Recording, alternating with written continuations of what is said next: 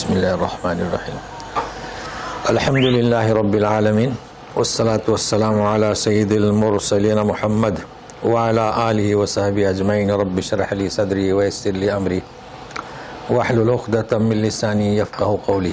آج کا ہمارا درس جو ہے سورہ بقرہ آیت نمبر ہے 214، مگر اس سے پہلے تمہیدی طور پر چونکہ مہینہ چل رہا ہے شعبان رجب اور پھر اس کے بعد شعبان، تو اس کا نچوڑ میں آپ کو بتا دیتا ہوں۔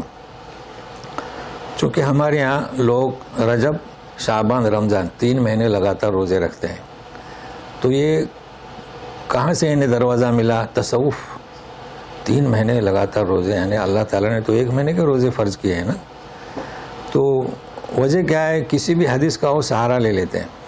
اب جیسے دیکھیے ام سلمہ کی حدیث ہے کہ نبی کریم صلی اللہ علیہ وسلم شعبان، تو پہلے رجب سے شروع کرتے ہیں۔ رجب کے تعلق سے ایسا ہے کہ رجب کا مہینہ کہ نماز فرض ہوئی، روزے کا سوال ہی پیدا نہیں ہوتا ہے رجب میں، اور لوگ روزہ رکھتے ہیں۔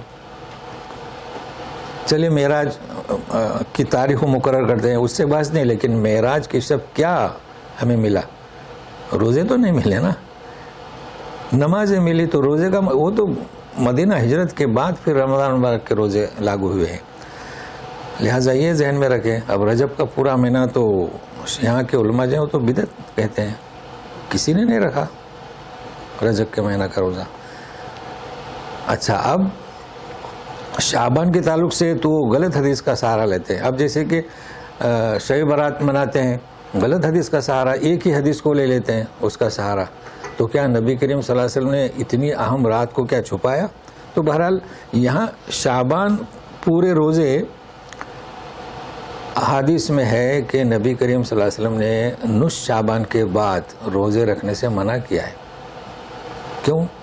اس لیے کہ رمضان کی تیاری کرو۔ ہاں، جو ہمیشہ رکھتا ہے ہفتے میں 2 دن وہ رکھ سکتا ہے چونکہ وہ عادی ہے، لیکن اگر کوئی شخص شعبان آ رہا ہے تو نصف شعبان کے بعد یہ جمعرات پیر کا روزہ رکھے تو نہیں رکھ سکتا، وہ چونکہ عادی نہیں ہے، اسے نہیں رکھنا چاہیے۔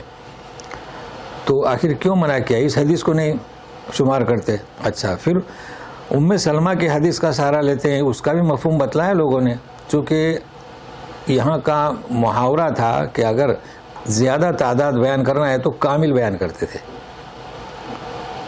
پھر نبی کریم صلی اللہ علیہ وسلم کی یہ بھی ہدایت ہے کہ شعبان کو رمضان کو ملاؤ مت، یعنی 30 کو مت رکھو، 29 کو مت رکھو۔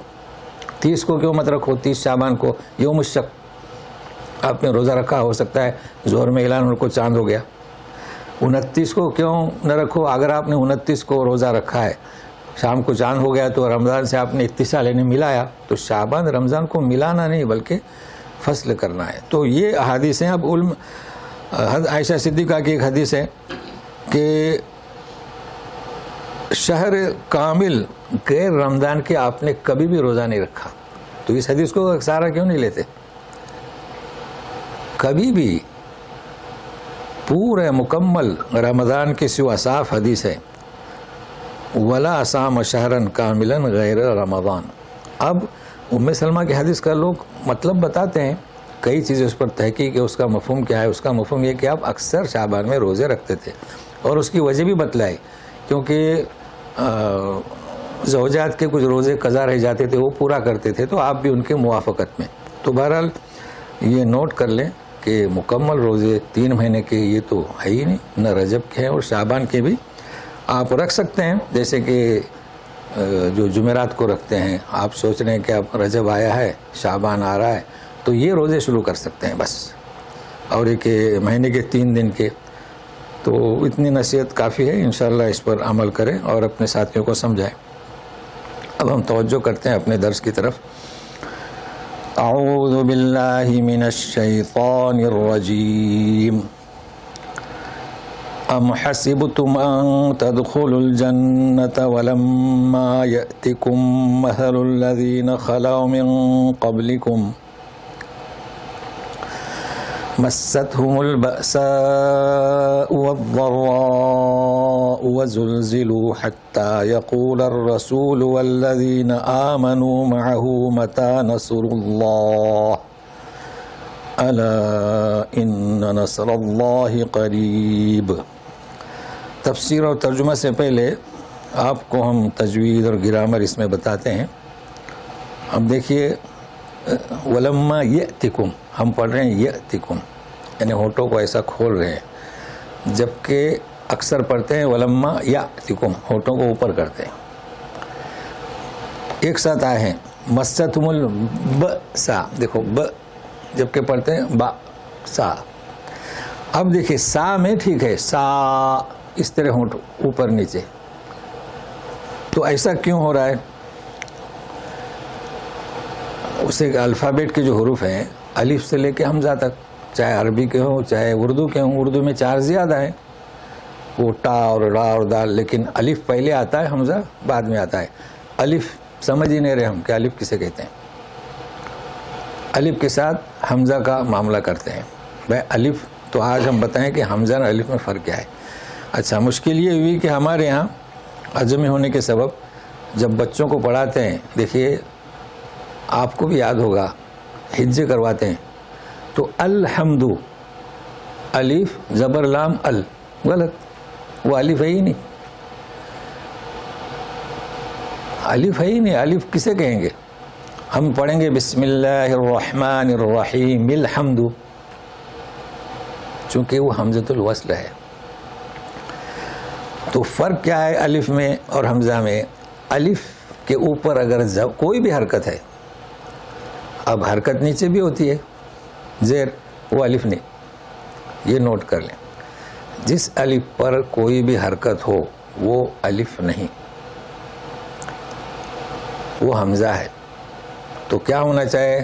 حمزہ زبر لام ال، مگر ایسا نہیں ہو رہا ہے ہمارے یہاں. اب بچوں کو کیسے سمجھائیں؟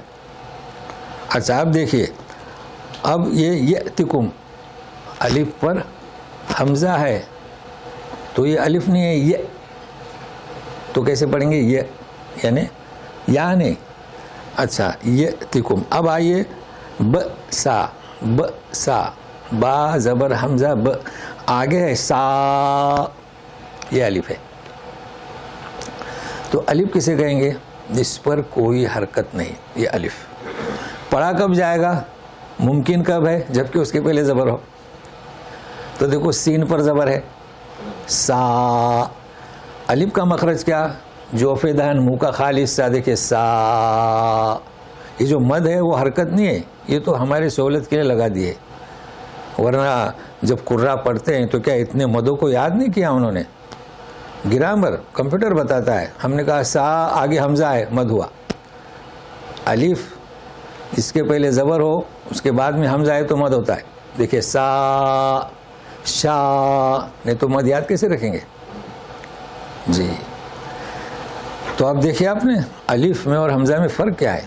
الف اس کے اوپر کوئی حرکت نہیں، اس کے پہلے زبر ہوگا مالکی، اور اگر الف پر کوئی ہے تو ماں نہ کرے، م،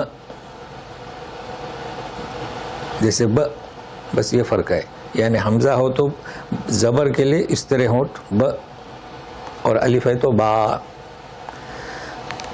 تو یہ بہت اہم چیز ہے، اگر پورے قرآن شریف میں اس کا اگر خیال نہیں رکھا گیا. اچھا دوسرا والضراء، اب ہم کیسے پڑھ رہے ہیں؟ را پور پڑھ رہے ہیں. دیکھیے میرے ہونٹ والضراء گول نہیں ہو رہے ہیں. اگر آپ نے کہا کہ والضراء، واو بڑھا دیے، بڑھائے کہ نہیں؟ واو کا مخرج ہونٹ وہ، تو یہ را میں کیسے ہونٹ گول ہو گئے؟ والضراء. تو اس کا خیال رکھیں، کبھی بھی واو نہیں ہے تو ہونٹوں کو گول نہ کریں. اب جیسے شیطان، اچھا ولضالین، ہمارے یہاں آمین، آمین نہیں، واو آ گیا آمین. یہاں کہتے ہیں فتح، تفتح، فم، ہونٹوں کو ایسے کھولیں، دروازے سے کھلتا ہے. تو کیسے کہیں گے؟ آمین. آمین، واو زیادہ ہو گیا. تو یہ بہرحال چند باتیں ہیں، ہم بتاتے رہتے ہیں تاکہ پورے قرآن شریف میں اصلاح ہو. تو اب خیال رکھیے گا حمزہ کا اور الف میں فرق کا. کبھی کبھی ا بھی آتا ہے، لیکن ا میں فرق ہے. استفہام، سوال ہو رہا ہے، کیا تم نے خیال کر رکھا، گمان کر رکھا ہے کہ جنت میں یوں ہی داخل ہو جاؤ گے؟ جبکہ تم پر ایسے حالات نہیں گزرے جو تم سے پچھلوں پر گزرے تھے. انہیں بأسا اور ضرہ، تکلیف اور دکھ انہوں نے چھویا، پہنچی مست. زلزلو، ہلا دیے گئے. اب ہلا دینا، زمین بھی ہلا دی جاتی ہے، لیکن انسان کیسے ہلا دیے گئے؟ یہاں تک کہ رسول اور مومنین نے کہا کہ متی نصر اللہ، یہ ہے ہلا دینا. یعنی جب بے بس ہو جائیں، سختی. الا، سنو، ان نصر اللہ قریب، کہ اطمینان رکھو، اللہ کی نصرت مدد کیا قریب ہے. اب اس کا پس منظر جاننا ہے، تب پھر ہر چیز کو سمجھتے ہیں. پس منظر اس کا یہ ہے کہ جب ہجرت کر کے مدینہ منورہ پہنچے، ہجرت ہوئی، مکہ میں تکلیف دینے والے، ایذا دینے والے مشرکین مکہ، مشرکین عرب جو مکے میں تھے یہی تھے. مدینہ منورہ جانے کے بعد تعداد بڑھ گئی، منافقین، یہود، اہل کتاب تو نصارہ بھی آ جائیں گے اس میں. تو ایسی صورت میں صحابہ کرام نے شکایت کی، یعنی ہر طرف دیکھ رہے تھے اطراف میں، تو شکایت کی صحابہ کرام نے. تو نبی کریم صلی اللہ علیہ وسلم نے فرمایا، جیسے کہ یہ آیت ہے تم سے پچھلے لوگوں پر، تو بولے کہ تم سے پہلے جو قومیں گزری ہیں تو آرا کہتے ہیں نا، سر سے پیر تک چلائے گئے، اس طرح چیرا گیا، اور کنگھی لوہے کی گوشت پوشت نوچا گیا، مگر پھر بھی یہ تشدد انہیں ایمان سے ہٹا نہیں سکی. یہ تو ظاہر ہے کہ پوچھا صحابہ نے، آپ صلی اللہ علیہ وسلم نے اس کا یہ جواب دیا. اس کا مطلب ہے کیا؟ ہمت رکھو، وقت ایک آئے گا. اور یہ کہا جا رہا ہے کہ زلزلو حتی یقول الرسول. اچھا، اب یہاں مراد یہ نہیں کہ ہمارے رسول، پچھلی امت کی بات ہو رہی ہے، لہذا ترجمے میں ہمارے رسول کا ذکر نہیں کرنا، ہر امت کا رسول. یہ چونکہ غلط فہمی ہو سکتی کسی کو، یہاں بات بیان کی جا رہی پچھلوں کی، تو ہر امت کا رسول اور ہر رسول پر ایمان لانے والے. تو کہا گیا کہ سنو، الا ان نصر اللہ قریب. تو یہ اس کا پس منظر ہوا. اب یہ کہ بأسا ہے، ضرہ ہے. ضرہ تو جسم میں کوئی تکلیف، اب جیسے کہ آرا چلایا، یا وہ تو آرا جس کو چلایا وہ تو اسے شہید کر دیا، لیکن نوچا تو یہ جسم میں تکلیف ہے. اور بأسا یعنی خارجی، باہر کی، یہاں تو ہم سمجھتے ہیں خارجی، باہر سے یعنی خوف و ہراس ہے، لوگ آ رہے ہیں، کیسے ان کو مارا جائے، تو یہ ہوتا ہے. اور پھر ایک ہوتا ہے جیسے 177 میں وہ جنگ کے حالات، تو وہاں بأس ہے، تو اس طریقے سے معنی میں فرق آتا ہے، تو اسے بھی ملحوظ رکھیں. اب آگے جو بیان اگلی آیت ہے اس کا اس سے ربط ہے. اب جیسے کہ صبر کریں، تحمل کریں، تو ظاہر ہے کہ صبر کرنے کے لیے امت مسلمہ کی حفاظت کے لیے انفاق فی سبیل اللہ، تو اسی سے ملتی جلتی آیت ہے. یسألونک ماذا ينفقون قل ما انفقتم من خیر فللوالدین والاقربین والیتامی والمساکین وابن السبیل وما تفعلوا من خیر فإن اللہ به علیم. پوچھتے ہیں کہ ماذا ينفقون، کیا خرچ کریں. ظاہر ہے کہ خرچ کریں گے تو کیا پورا لا کر رکھ دیں، کیا کیا جائے. تو خرچ کرنے والا اور جن پر خرچ کیا جائے سب تفصیل سے بتایا جا رہا ہے. ما انفقتم من خیر، اب خیر سے مراد کیا؟ خرچہ، صدقہ. ہمارے یہاں بھی کہتے ہیں خیر اور خیرات، جی، تو یہ خیر ہے، ورنہ خیر کے معنی بھلائی، تو صدقہ دینا بھی بھلائی ہوتی ہے. جو کچھ بھی تم خرچ کرو تو سب سے پہلا حق والدین کا. ظاہر ہے کہ والدین سب سے زیادہ حقدار ہے. اب جہاں والدین آیا، اس سے یہ سمجھ میں آیا کہ زکوٰۃ نہیں، کیونکہ جو لوگ شدھ بدھ رکھتے ہیں وہ جانتے ہیں کہ زکوٰۃ کے مصرف جو سورہ توبہ میں بیان ہوئے ہیں اس میں زکوٰۃ کا مصرف والدین نہیں ہے. تو معلوم ہوا کہ نفلی صدقات کی بات ہو رہی ہے. زکوٰۃ کی نہیں ہو رہی ہے. تو آپ خرچ کریں گے کس پر کریں گے؟ زکوٰۃ تو اس کے مستحقین کو دیں گے، تو خرچ کریں سب سے پہلے والدین، ان کی ضروریات کو پورا کریں. اس کے بعد رشتہ دار. اب رشتہ دار کون؟ ہم نے بتلایا تھا سب سے پہلے رشتہ دار دائیں اور بائیں. دور جانے کی ضرورت نہیں نا. بھائی کے بچے، بہن کے بچے، یہ رشتہ دار ہیں. تو رشتہ دار کسے سمجھے؟ ویسے ٹھیک ہے خالہ اور پھوپھی اور یہ بھی رشتہ دار ہیں، مگر ان کو ہم بھول جاتے ہیں بھائی بہن کو، اور لوگ دیتے ہی نہیں. ہمارے یہاں چونکہ ایک تصور ہے کہ نہیں، جس طریقے سے والدین کو زکوٰۃ نہیں تو بہن بھائی کو بھی نہیں، تو بہن بھائی کے بچوں کو بھی نہیں. تو ایسا نہیں ہے. والدین یا خیر خیرات ہو رہی ہے اور رشتہ دار کو بھی خیر خیرات. تو رشتہ دار کو آپ زکوٰۃ بھی نہیں دیں گے، خیر خیرات بھی نہیں دیں گے، تو پھر کیا ملے گا انہیں؟ تو اس کو نوٹ کر لیں، رشتہ دار کو اور یتامہ. اچھا یہ ذہن میں رکھیے، بھائی بہن کو زکوٰۃ بھی دے سکتے ہیں، وہ سمجھے نا جی، پہلے بیان ہو چکا ہے. یتامہ یہ بھی آپ جانتے ہیں، یتیم جو ہے محتاج ہوتا ہے اور کوئی اس کا سہارا نہیں ہوتا. تو اور مساکین، یہ مساکین بیان کر چکے ہیں کہ سورہ کہف میں وضاحت ہے کہ مسکین کسے کہتے ہیں. مسکین کسے کہیں گے کہ ضروریات پوری نہیں ہوتی.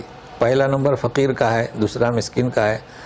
تو مطلب ہے کہ وہ کام کر رہا ہے مگر اخراجات پورے نہیں ہو رہے ہیں تو وہ مسکین ہے. یا ہے کہ اس کے یہاں شادی کا پروگرام ہے، ہم ضروریات تو خرچہ ہوں گی نا، لیکن اسے بھی دے سکتے ہیں، تو وہ زکوٰۃ بھی ہو. لیکن یہاں نفلی صدقے کی بات ہو رہی ہے. اور مسافر کے بارے میں بھی تفصیل سے بیان ہو چکا ہے. مسافر کہیں بھی ہو وہ محتاج ہوتا ہے. یہ نہ دیکھیں کہ وہ مالدار ہے، چونکہ سفر میں وہ اس کا محتاج ہوتا ہے. اور اس پر تفصیل وہ 177 آیت میں تفصیل سے بیان کیا گیا ہے.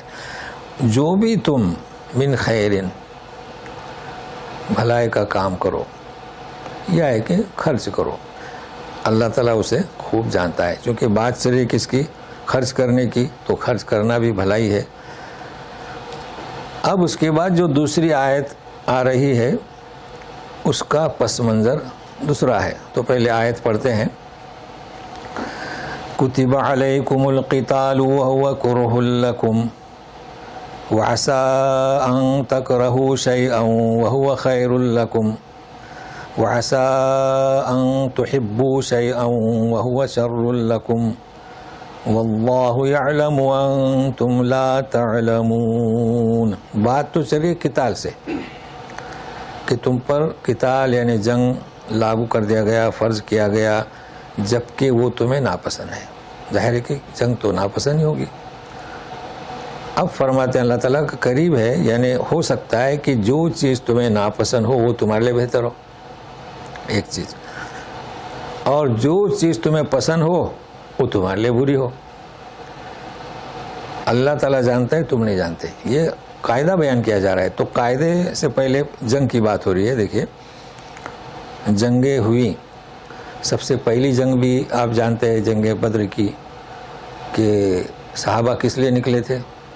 قافلہ اس پر حاصل کرنے کے لیے ابو سفیان کی سپرگری میں تھا، اور اس کا قصہ بھی بیان ہو چکا ہے. تو وہ قریش والوں کو معلومات ملی تو وہ آئے جنگ کے لیے. اب ان کا مطلب کیا تھا؟ مقصد کہ جو آسان ہے اسے لے لیں، جنگ نہ ہو. ناپسندیدہ ہوتی ہے جنگ، مگر اللہ تعالیٰ کی مشیت کیا تھی کہ یہی ناپسندیدہ چیز تمہارے لیے بہتر ہوگی. یہی ہوا کہ جنگ بدر کا واقعہ پیش آیا، مسلمانوں کو جیت ہوئی، اسلام کی پہلی جنگ. تو اللہ کی مشیت غالب رہی.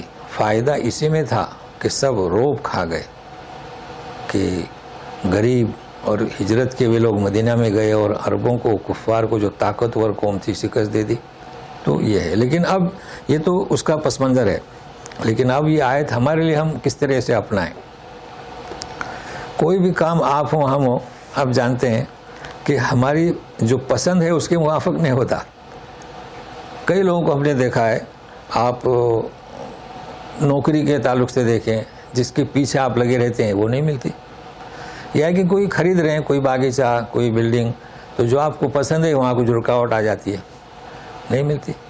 اسی طریقے سے یہ تو سبھی لوگ پریشان ہوتے ہیں اپنے بچوں کے لیے. کیا وہ بہو لانے کے لیے بہت پریشان ہوتے ہیں. اب تو ہم لوگ تو بہو یہیں تلاش کریں گے نا. تو تلاش VCR کے بعد کوئی ملتی ہے، چلیے اب آپ کو وہاں جانا آپ کو پسند نہیں، لیکن ہو سکتا ہے اسی میں بہتری ہو. تو یہ عقیدہ رکھنا چاہیے. ایسا نہیں کہ یار وہاں تلاش کیا وہ نہیں ملی، نہیں، اتنا پیچھے نہ پڑے. تو پھر حدیث شریف بھی ہے اس سلسلے میں کہ آپ غمگین نہ ہو، آپ ناراض نہ ہو. لوگ ناراض ہوتے ہیں کہ اب اس کے ساتھ ہم کوئی بھی چیز ہو، گاڑی ہو، بیوی ہو، بلڈنگ ہو، باغیچہ ہو، کوئی بھی، اب اس سے رضامند ہونا چاہیے. باقی رہا کوشش وہ اور بات ہے، لیکن یہ کہ آپ ناراض ہو جائیں کہ یہ چیز نہیں ہوتی تو وہ ملتی، اس طریقے سے کہنا درست نہیں. تو یہ عام آیت ہے کہ اچھا. دوسری چیز یہ ہے کہ کچھ چیزیں ایسی ہیں کچھ اللہ تعالیٰ کو ناپسندیدہ ہیں، جیسے کہ طلاق اللہ کو پسند نہیں ہے، لیکن ایک مجبوری کی حالت میں اللہ تعالیٰ نے اسے اجازت دی ہے، لیکن طریقے سے رکھیں. جیسے کہ طلاق کے مسائل ہیں سورہ بقرہ میں ہیں 227-28 سے. تو بہرحال آخر میں یہ کہا جا رہا ہے کہ اللہ خوب جانتا ہے، تم نہیں جانتے. اور پھر حدیث شریف میں ہے کہ جو چیز آپ کو ملی اس پر اترائے نہیں، آپ کو ملنے ہی والی تھی، اور جو چیز آپ کو نہیں ملی وہ آپ کو ملنے والی ہی نہیں تھی. تو بڑا سبق ہے اس میں ہمارے لیے کہ جو چیز ہو گئی وہ تقدیر کی، اس پر رضامند رہیں.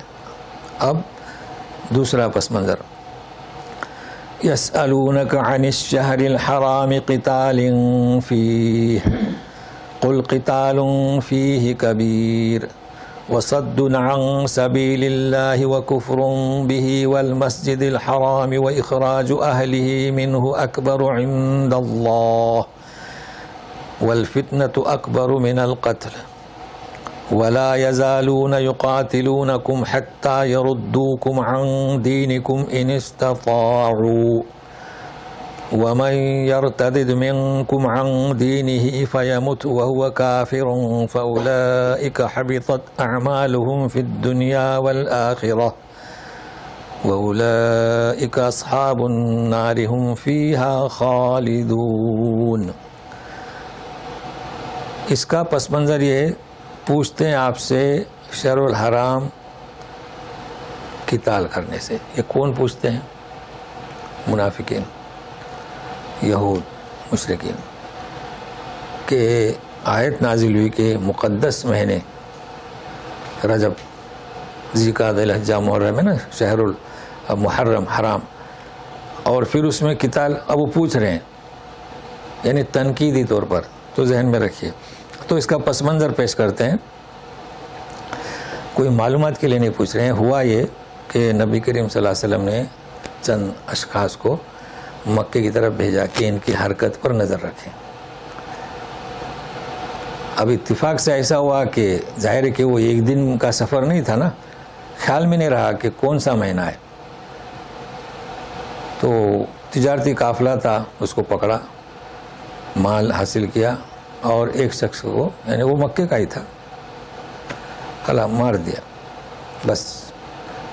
اب یہ کہ رجب کی آخری تاریخ تھی یا رجب کا مہینہ نہیں تھا، شعبان آ چکا تھا، مگر انہوں نے بہانہ بنا لیا مشرکین نے، اور ان کے ساتھ منافقین نے بھی. کہ وہ یہ دیکھیے تعلیم دیتے ہیں کہ مقدس مہینوں کا احترام کیا جائے، اور انہوں نے کیا کیا. اچھا، جب یہ گئے ہیں مال لے کر تو نبی کریم صلی اللہ علیہ وسلم نے اسے پسند نہیں کیا. تو اس کا مطلب ہے کہ وہ رجب ابھی ختم نہیں ہوا تھا، یا کہ شروع ہو چکا تھا. تو مال کو بیت المال میں جمع نہیں کیا اور ناراضگی کا اظہار کیا. اتنا کافی تھا. مطلب ہے کہ کسی ایک شخص نے کوئی عمل کیا ہے تو قوم اس کی ذمہ دار نہیں ہے نا، اس کا ذاتی معاملہ ہے. لیکن نہیں، ان کو تو تنقید کرنا ہے. اب جواب ان کو دیکھیے کیسا ملتا ہے کہ ایک غلطی ہو گئی، خطا ہو گئی، تو تم تنقید کر رہے ہو. تو سنیے، قل قتال فیہ کبیر. جی، مقدس مہینوں میں جنگ کرنا بڑا گناہ. وصد عن سبیل اللہ، اللہ کی راہ سے روکنا، یہ بھی بڑا گناہ. تو اشارہ کس کی طرف ہے؟ مشرکین مکہ اللہ کی راہ سے روکتے تھے. جی، وہ کفر بہ، اور اللہ کا انکار کرنا، یہ بھی بڑا گناہ. والمسجد الحرام، مسجد حرام میں جانے سے روکنا، یہ بھی بڑا گناہ. آج تک یعنی وہ جو نبی کریم صلی اللہ علیہ وسلم صحابہ جو روکا تھا، ابراہیم علیہ السلام نے جب اسے آباد کیا تو کتنے ہزاروں سال کسی نے بھی خانے کعبہ میں جانے سے کسی کو نہیں روکا تھا. انہوں نے روکا.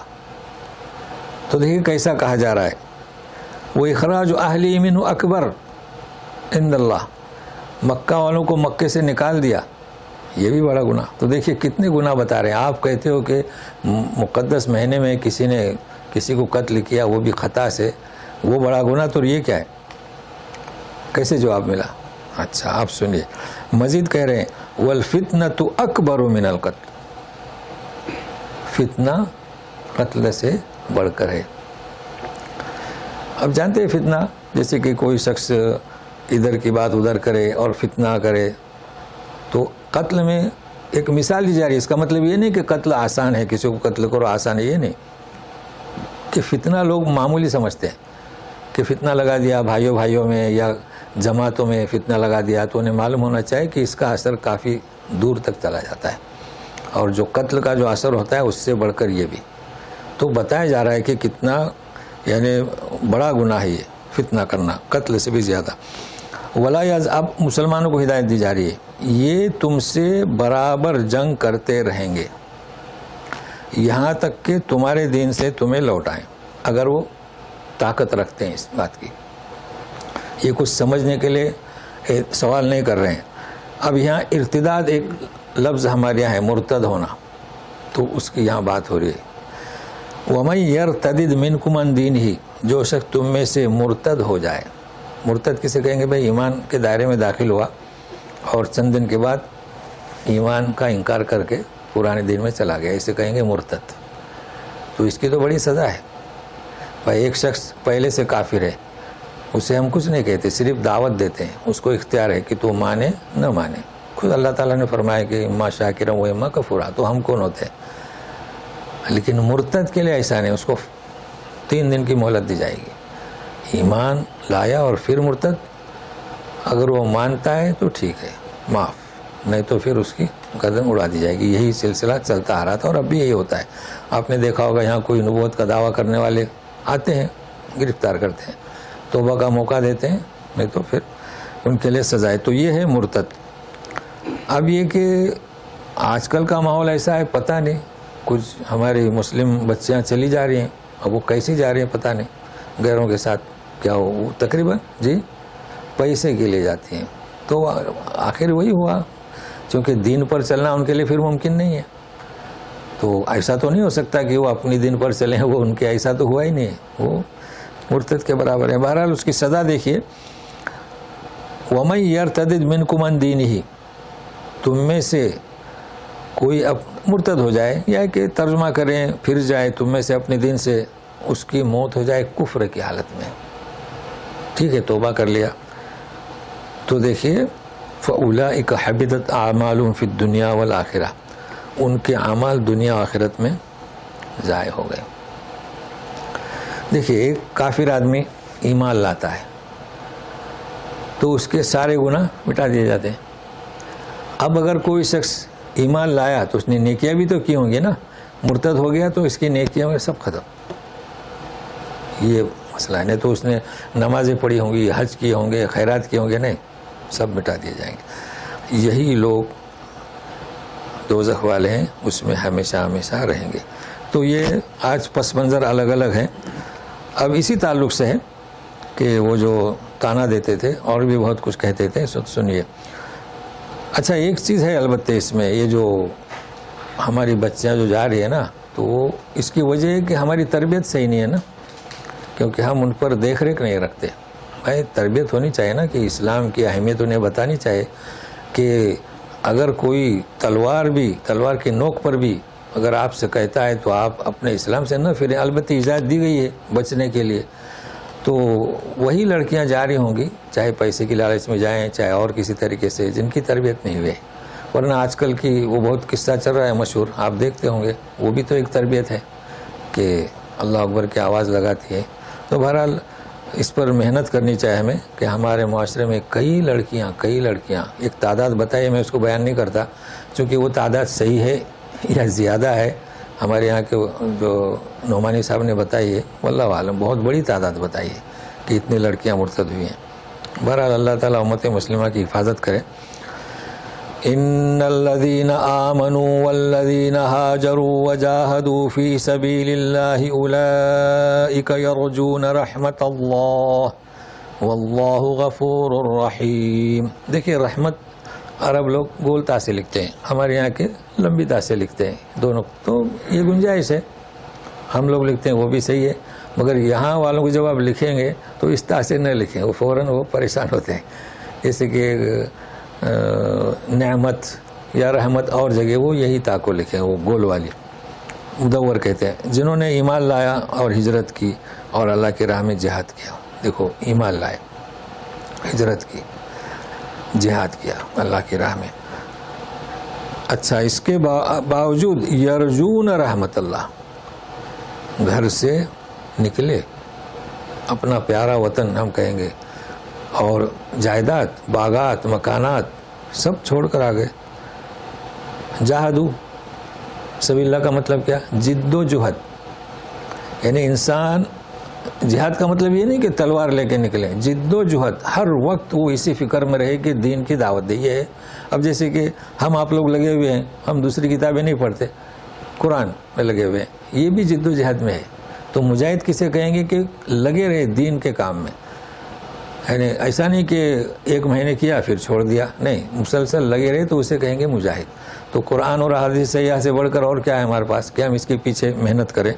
اور وقت آیا تو وہ بھی جہاد، وہ بھی مجاہد ہے. مگر یہاں جو کہا جا رہا ہے کہ انہوں نے دیکھیں جد و جہد کی، انصار نے مہاجرین کی مدد کی اور ہر کام میں پہل رکھتے تھے. تو یہ اور پھر اس کے بعد اللہ کی رحمت کی امید رکھتے تھے. کیا معلوم ہوا کہ انسان اپنے اعمال پر اتنا فخر نہ کرے. ہجرت کی، جد و جہد کی، پھر بھی رحمت کی امید رکھتے ہیں کہ اللہ تعالی ہمارے اس عبادت کو، ہمارے اس عمل کو قبول کرے گا. تو اگر کوئی ہجرت کیا ہے تو اللہ سے امید رکھیں کہ اس کی ہجرت کو قبول کرے. اگر کوئی جد و جہد کیا ہے، چاہے یہ دنیا میں جو کوششیں ہو رہی ہیں یہ ہے کہ معرکے کی، مجاہد کی، تو اللہ کی رحمت سے امید رکھے. کیوں؟ تو ہم انسان ہیں، کم حق کو عمل نہیں کر سکتے. اس لیے صحابہ کرام کا بھی یہی سلسلہ تھا کہ وہ اتراتے نہیں تھے بلکہ اللہ سے اس کی رحمت کی امید رکھتے تھے. ہمیں بھی چاہے کہ ہم امید رکھیں. البتہ یہ ضرور کہیں اللہ تعالیٰ سے کہ ہم کوشش کر رہے ہیں، ہماری اس کوشش کو قبول فرما. اور پھر واللہ غفور رحیم، یقین مانیے آپ جتنی بھی کوشش کریں گے اللہ تعالیٰ ضائع نہیں ہونے دے گا. تم سے جو لغزشیں ہوں گی وہ مٹا دے گا غفور، اور پھر مزید رحم. بہت اچھی بات ہے کہ بھائی مٹا دیا. اب مٹا دیا تو کچھ گناہ ہیں، کچھ لغزشیں ہیں، کچھ خطا ہیں، تو رحمت ڈھانک لے گی. اور جسے اللہ تعالیٰ کی رحمت اپنے آغوش میں لے لے، اس سے بڑھ کر کیا کامیابی ہے. اب مسئلہ شروع ہو رہا ہے آخری آیت، مگر اس کے ساتھ ساتھ 3 آیتیں ہیں، تو سنیے گا. تو وہ 3 آیتوں کو ہم اس کے ساتھ ہی، یسألونک عن الخمر والمیسر، مطلب شراب اور جوئے کی بات ہو رہی ہے. تو اکثر لوگ وہ جوئے کو بھول جاتے ہیں اور شراب کا ہی بیان دے دیتے ہیں، جبکہ دونوں چیزیں ہیں. تو سنیے، یسألونک عن الخمر والمیسر قل فیہما اثم کبیر ومنافع للناس وإثمهما أكبر من نفعهما ويسألونك ماذا ينفقون قل العفو كذلك يبين الله لكم الآيات لعلكم تتفكرون في الدنيا والآخرة. جی یہ آیت جو ہے نا، میں اکثر کہا کرتا ہوں آپ کو، اتباع مصحف رسم مصحف عثمانی کہتا ہوں نا اکثر، اتباع رسم مصحف عثمانی. ہم کو پیروی کرنا ہے کس کی؟ عثمان غنی جو لکھ دیا وہ لکھ دیا. اب اسے لکھ دیا گیا فی الدنیا والآخرہ آیت کے بعد، لہذا کوئی ہمت نہیں کرے گا کہ آیت سے پہلے لے آئے، نہیں کر سکتا، خوف کھاتا ہے. جبکہ آپ دیکھیے اس کا تعلق پچھلی آیت سے ہے. آگے اب دوسرا مسئلہ وَيَسْأَلُونَكَ عَنِ الْيَتَامَى ہے نا. اب کیسے ایسا تو نہیں کریں گے فی الدنیا والآخرہ وَيَسْأَلُونَكَ عَنِ الْيَتَامَى، بات تو بے جوڑ ہو جاتی ہے. مگر کیا ہے، ہم اتباع کریں گے رسم اب رسم یعنی وہ جو جس طریقے سے عثمان غنی رضی اللہ عنہ کا مصحف لکھا گیا ہے. البتہ جو قرہ ہے تو یہاں ختم نہیں کرتے, وہ آگے لے جاتے ہیں. رک بھی گئے اور پھر کہا تو بھی, لیکن اگر نہیں رکے, مان لیجیے رک گئے, یہاں رکو کر دیا تو مفہوم تو ادا ہوگا کہ بھائی تاکہ تم غور و فکر کرو. مگر یہاں کیا کہا جا رہا ہے, دنیا آخرت کے لیے غور و فکر کرو. چلیے یہ آیت کی پہلے ہی ہاں دنیا والا آخرت سے شروع ہوئی ہے. نہیں, آیت کو نہ دیکھیں, معنی کو دیکھیں. ہمارے بھی دیکھا میں نے. کیا جوڑ کیا ہے, یہ اوپر کی آیت سے کنیکٹڈ ہے. ہاں نہیں, وہ آپ کے یہاں اوپر ہے, میرے یہاں اوپر نہیں ہے, میرے یہاں دوسرے پیج پر ہے. لعلکم تتفکرون اس سے کنیکٹ ہے, ایسا کہیں. ختم ہو گئی نا. ہاں نہیں ختم کیسے ہوئی, یہ دائرہ ہے. نہیں اب وہی تو میں سمجھا رہا ہوں نا, ہاں دائرہ ہے. اب چونکہ میرے یہاں اوپر نہیں ہے اس لیے اوپر نیچے نہیں, آیت کہیں, ٹھیک ہے, دائرہ ہے, خلاص رک گئے آپ, ٹھیک ہے. ہاں اب پڑھے فی الدنیا والآخرہ. ہاں فی الدنیا والآخرہ. اس کے بعد کیا, لیتا ہوں تو کیا پھر, وہی ہاں وہی میں بتا رہا ہوں. تو فی الدنیا والآخرہ کس کے ساتھ ہے, اوپر والے 219 کے ساتھ. ہاں تتفکر ان کے ساتھ, ایسا کہیں, چونکہ ہر ایک یہاں اوپر نہیں آئے گی, ہاں تتفکر. ہمارے یہاں تو پیج ہی تبدیل ہوا نا اصل میں. ہاں یہ تو اوپر سے وہ کنفیوز ہو گیا. تتفکر یہی میں سمجھا رہا ہوں, لیکن یہ کہ قرآن چھاپنے والے اس کو ادھر کیوں نہیں لکھ رہے ہیں, یہ میں بتا رہا ہوں. بھائی جب آپ پڑھتے ہیں اس طرح کے تو یہاں لکم تتفکرون فی الدنیا والآخرہ, اور پھر یہاں سے 220 والی آیت, ایسا کیوں نہیں کرتے ہیں, وہ میں بتلا رہا ہوں. کیوں, اتباع رسم, ہاں یہ میں کہنا چاہتا ہوں, سمجھے نا. باقی وہ اس کا تھا, لیکن اگر آپ یہاں رکو میں گئے بھی تو معنی میں کبات نہیں ہوگی. فی الدنیا والآخرہ لعلکم تتفکرون. ابھی کہ فی الدنیا والآخرہ, پھر آپ سوچیں اس کو ٹٹولیں گے کیا ہے فی الدنیا والآخرہ. اب آج کل تو کہاں ٹٹولتے ہیں, وہ تو پڑھنا ہی ہے نا جی. تو بہرحال تو اب سنیے یہاں پر دو, یہ تو ایک میں نے وہ تجوید اعتبار سے قاعدہ ہے جو امت نے جس پر اتفاق کیا ہے, تو اس کی مخالفت ہمیں نہیں کرنی چاہیے. بڑے سے بڑے ہمت نہیں ہوتی ہے مخالفت کرنے کی. اچھا ہم نے دیکھا دوسرے مصحف میں ورش نافع, اس میں بھی نہیں ہے. چلے بھائی قرات کا اختلاف ہوتا, نہیں, کسی نے ہمت نہیں کی. تو یہ میں بتا رہا ہوں, اکثر میں کہتا ہوں تو سمجھ میں آتا ہے نا لوگوں کے کہ کیا ہے اتباع, کیا رسم مصحف عثمانی کیا ہے, یہ تو اس کی اتباع کی جاتی ہے بس. اب کہیں ایک لفظ کم لکھا ہے, جیسے کہ تتقونی, یا نہیں لکھی ہے, زیر وہاں ہے, زیر بتاتے کہ یہاں یا تھی, مگر مصحف میں نہیں ہے, نہیں. ترجمہ کریں گے یا قومی, اے میری قوم, لیکن یا لکھ نہیں سکتے. تو بہرحال سنیے, ابھی پوچھتے ہیں آپ سے شراب اور جوئے کے بارے میں. اب جواب کیا, یہ پہلی آیت ہے, پہلا حکم ہے شراب اور جوئے کے بارے میں. چونکہ شراب کی لت ایسی تھی عربوں میں اور جوئے کی کہ ان کو ڈائریکٹ حکم دینا اللہ تعالیٰ جانتے ہیں, انہوں نے ہمیں پیدا کیا. اس لیے کیا کہہ رہے ہیں, ناپسندیدگی کا اظہار کر رہے ہیں. سن لیا کہ پوچھتے ہیں شراب اور جوئے کے بارے میں, کہہ دیجئے رسول, فیہما, دونوں میں بڑا گناہ, شراب پینے میں اور جوئے میں, وہ منافع للناس, لیکن لوگوں کے لیے فائدہ ہے. تو پھر کیا مطلب, کیسا مطلب, دنیاوی زندگی میں فائدہ ہے, اخروی زندگی میں گناہ ہے. تو فائدہ کہ تو جانتے ہیں, وقتی طور پر کچھ اسے اچھا محسوس ہوتا ہے, یعنی کچھ طاقت آتی ہے اسے, تو یہ دنیاوی فائدہ ہے نا. اب وہ پینے والے جانتے ہیں. یہاں تک کہ ہم نے پوچھا تو لوگوں نے بتایا, میں نے کہا یار آپ اللہ نے اتنا دیا ہے تو کیوں پیتے ہو, نہیں جب میں پیتا ہوں نا تو کس کے اوپر قرض باقی ہو یاد آ جاتا ہے. چلیے میں نے کہا یہ بھی اچھی بات ہے, تو لکھ لو, نوٹ کر لو. تو بہرحال یہ جواب تو, یہ آیت بالکل منافع للناس, فائدہ ہے جی, یاد آ جاتا ہے ماشاء اللہ. تو وہ اس پھر, اور دونوں کا گناہ اس کے فائدے سے زیادہ ہے. اب یہ تو شراب کے تعلق سے ہوا, لیکن جوئے میں بھی یہی ہے. بھائی آپ جوا کھیلتے ہیں, اب اس میں کیا طریقہ ہوتا ہے, یعنی امید پر کھیلا جاتا ہے اور پورا مال ایک کو جاتا ہے, یہی ہوتا ہے نا جوئے میں. تو دنیا میں تو اس کو فائدہ ہوا, لیکن آخرت کے اعتبار سے نقصان ہے اور غلط طریقہ ہے. جیسے سود ہے, یہ بھی غلط طریقے سے کسی کا مال ناحق کسی کو چلا جاتا ہے. تو دونوں جو ہے اس کا گناہ نفع سے زیادہ ہے. وَيَسْأَلُونَكَ مَاذَا يُنْفِقُونَ, اس کو بھی کمپلیٹ کرتے ہیں اور پوچھتے ہیں کہ خرچ کیا کریں. اب پہلے گزر چکا قُلْ مَا أَنفَقْتُمْ, یہاں ہے قُلِ الْعَفْوَ, درمیانی، مطلب آپ خرچ کتنا کریں گے. آپ کو گھر میں بھی خرچ کرنا ہے ماں باپ پر، تو پورا کے پورا نہیں، صاف کر دے تو پھر ہفتے کے بعد کیا کھائیں گے. تو ادھر سے آواز آ رہی ہے. ماذا ينفقون کل اف، یعنی جتنا آپ سے آسانی کے ساتھ، یعنی آپ کا مہینے کا بھی خرچ چلے یا آپ کا جو بھی اخراجات ہیں تنگی نہ ہو، بس یہ کہا جا رہا ہے. کذالک، اسی طرح اللہ تعالیٰ بیان کرتے ہیں تمہارے لیے نشانیاں تاکہ تم غور و فکر کرو. کس بارے میں؟ دنیا کے بارے میں اور آخرت کے بارے میں، کہ دنیا میں تمہیں حلال نفع کیسا ہو اور آخرت میں آپ کی کامیابی کیسی ہو. اب یہ کہ یہ آپ کو میں لے چلوں سورہ نساء، آیت نمبر ہے 43. آپ نکال سکتے ہیں یا میں پڑھ لیتا ہوں. پہلے تو ہے ناپسندید کا اظہار کیا گیا،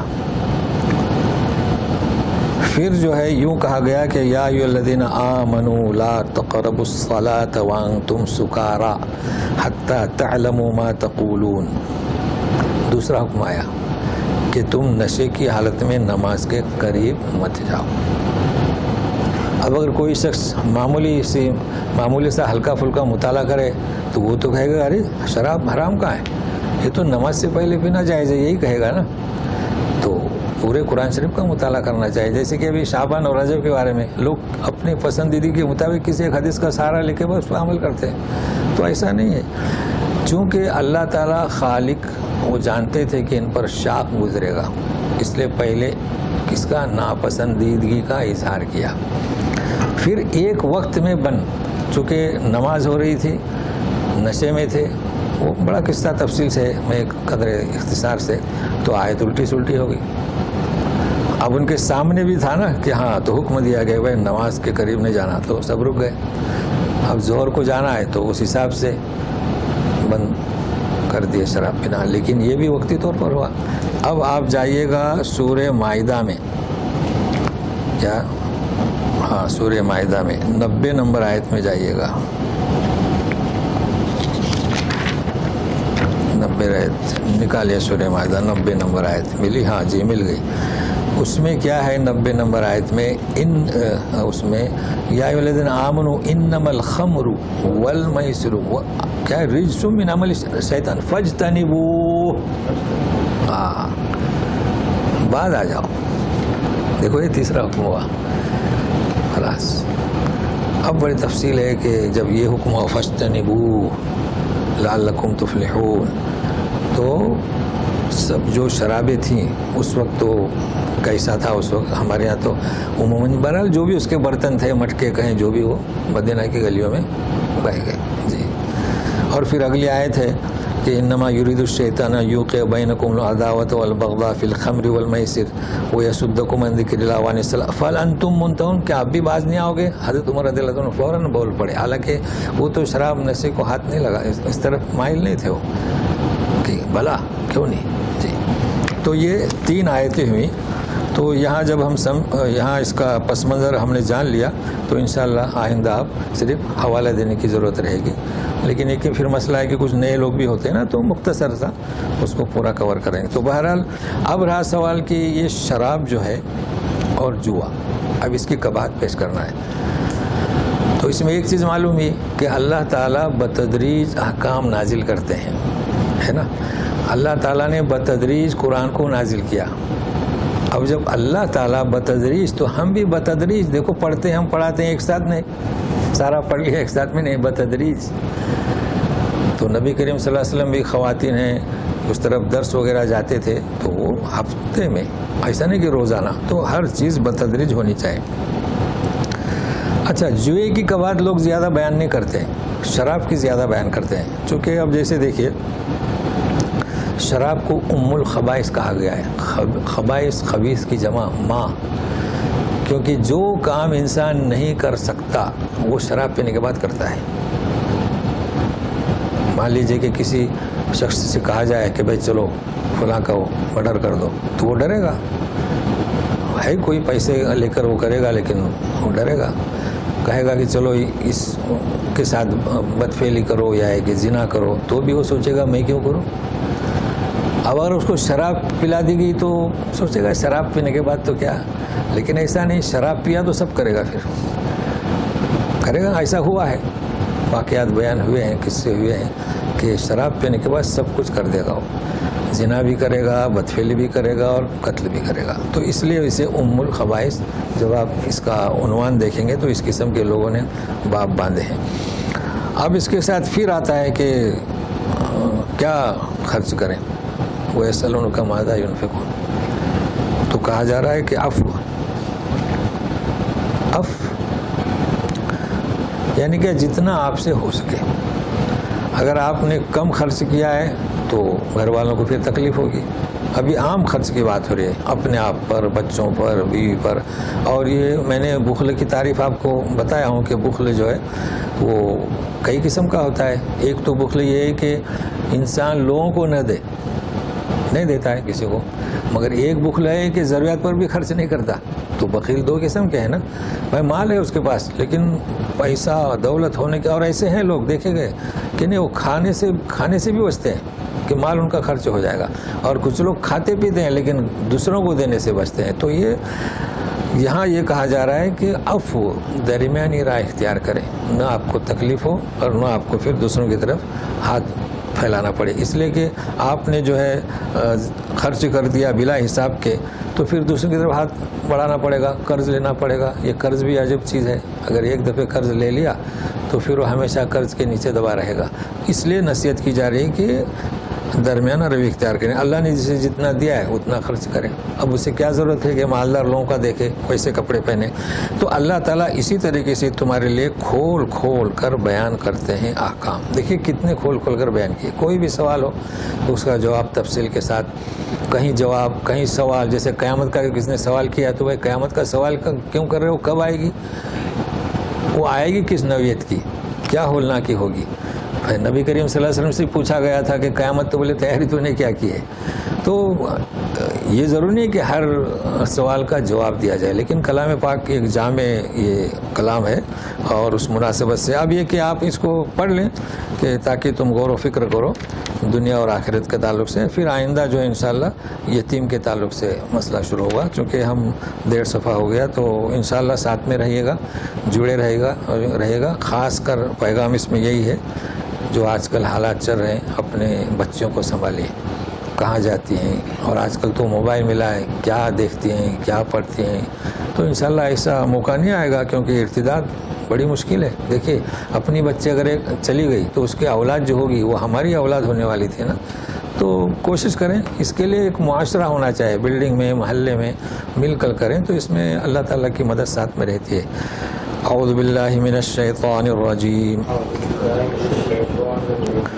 یسألونک عن الخمر والمیسر قل فیہما اثم کبیر ومنافع للناس واثمہما اکبر من نفعہما. اب یہ جو اکبر ہے تو پہلے الف نہیں ہے، پہلے کیا ہے، حمزہ ہے. ہاں اس کو نوٹ کر لیں. لیکن ہمارے یہاں سب اس کو الف ہی پڑھاتے ہیں، الف زبر ا. جی. وَيَسْأَلُونَكَ مَاذَا يُنْفِقُونَ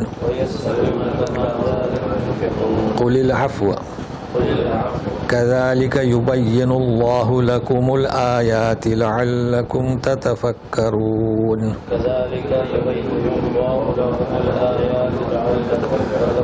فِي الدُّنْيَا وَالْآخِرَةِ. جی. سبحانک اللہم و بحمدک، اشہد ان لا الہ الا انت، استغفرک و اتوب الیک. جی ہاں، جوا آپ لوگ جو آج کل فیشن بنا لیے کہ جس کھیلنا ہے پیسے سے، ہاں گیم کی طرح، جی وہ بھی حرام ہے. ہاں اصل میں کیا ہے کہ وہ کھیلتے ہیں کارڈ وغیرہ. ہاں گیم، ہاں موبائل میں بھی کھیلتے ہیں. اس میں یہ ہے کہ بعض علماء احتیاط برتنا چاہے، اس لیے کہ تلک حدود اللہ فلا تقربوها. تو ہو سکتا ہے بچے کھیلتے کھیلتے پھر हाँ आगे निकल जाए, तो एहतियात बरतना अच्छा है। कोई और खेल खेलें तो इसीलिए वो उम्मत मुस्लिमा ने एक कार्ड निकाले हैं, मैंने देखा वही ताश के जैसी हैं, तो उस पर अलिफ बाता लिखे हुए हैं, तो कलमा बनाते हैं। जिसने एक फेल बनाया खरज तो वो जीत गया। वो तो हमें पता नहीं कैसे जीता, कैसे वो उठाते रहते हैं। तो बहरहाल कोशिश करें, लेकिन ये कि तरबियत अगर मुकम्मल हो ना तो कोई फ़र्क नहीं पड़ता है।